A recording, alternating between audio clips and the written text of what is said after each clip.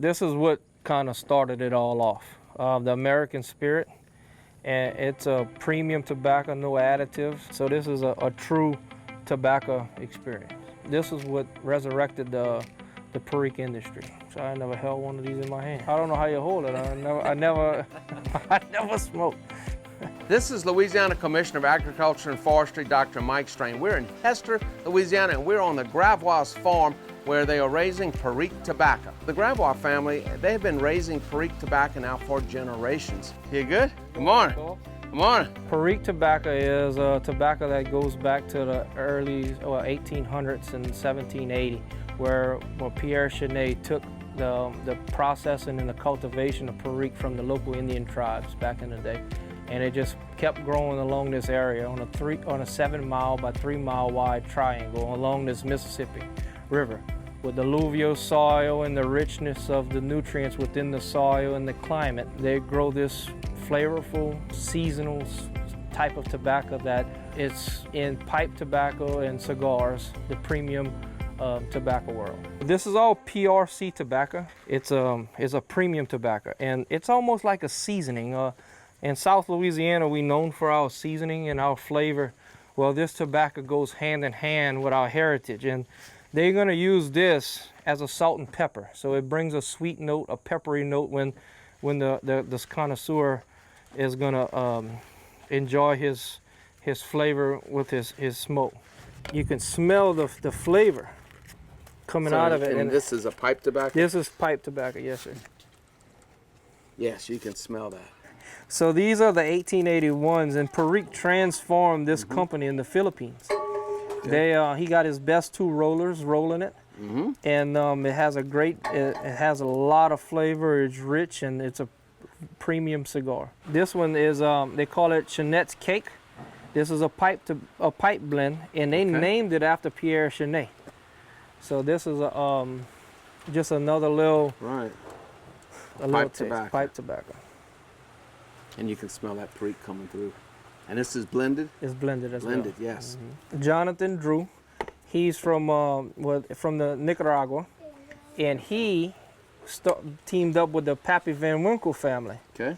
And they taken the Pappy Van Winkle's barrels and putting their blend in it and creating a Pappy Van Winkle Perique tobacco cigar. So right here, what they're doing is they're working it, and they take that whole barrel out, and they're gonna put that top on that bottom and the bottom on the top and repack it in there, get that fermentation process. So you can see how it's getting darker as we go. You can smell the aroma and starting to build, and the longer it's sitting in the barrel, the more character it gains. It's almost like a wine. How long has it been fermented? This one, a month and a half. And so now what you're doing, you're breaking it apart? We just airing it out. Airing it out. We call that working tobacco. Working the tobacco. But you leave it tied? Leave it tied. Just take it and roll it around like this. Like this? Yep. Yes, sir. Just I like got you. Man, you're a good hand. We might have to hire you. Oh yeah, and I work cheap too. We spaced the plants out about 9 inches apart to be able to have that air move through it, where the moisture can dry out each and every day. See, this plant's still drying down. We gotta wait for this to completely dry out. These tobacco aren't fully dried yet, but we're gonna pull some off to show you what goes on once they are fully dried. When they dry, all the stem would be brown, no green left, and you would pull every leaf off.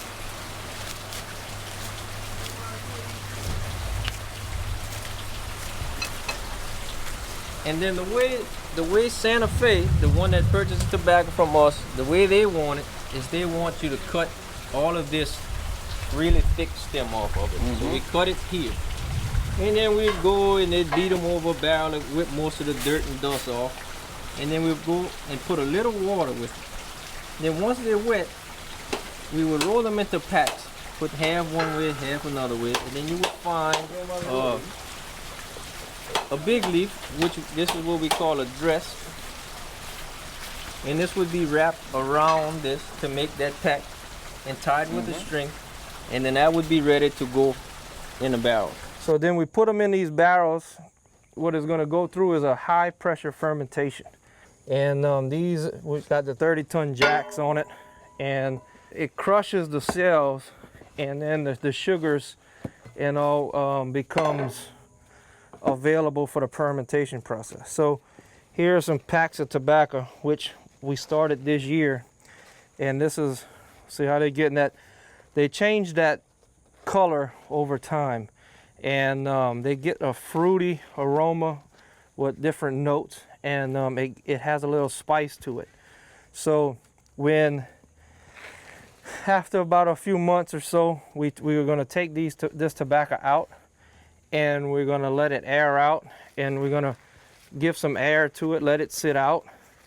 That way it can breathe, and then we're going to put it back in that barrel and go through some more process, under pressure for some more time. Now, do you compress it again? Yes, sir. Really? For another, well, normally it was 3 to 4 months on the first pressurized. Yeah. And then, so you want it to be as evenly as possible. I see. So No, I went this way one time. Now I got it full. I'm coming on the side. I got you. Crossway. that way it takes out all the air, because you want it sealed tightly. You let a little bit pressure off, and then add a little pressure, and it's a science. And my daddy taught me.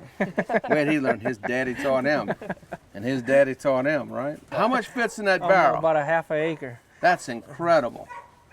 Depending on the year, but I mean it varies. But we're about 2,500 plants to the acre. So you got about 1,250 plants come into here.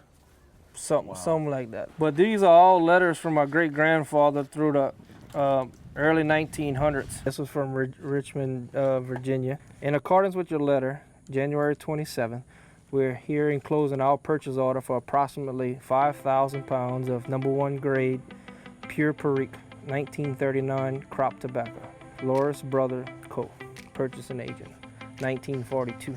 The Perique tobacco story goes back hundreds of years, and so the Gravois family, they have been raising Perique tobacco now for generations. This is where it is processed. So they harvest it in the fields, and they process it here, and it goes through a cleaning process, a drying process, and the whole process takes more than a year to develop that unique product, that unique flavor that we know as Perique.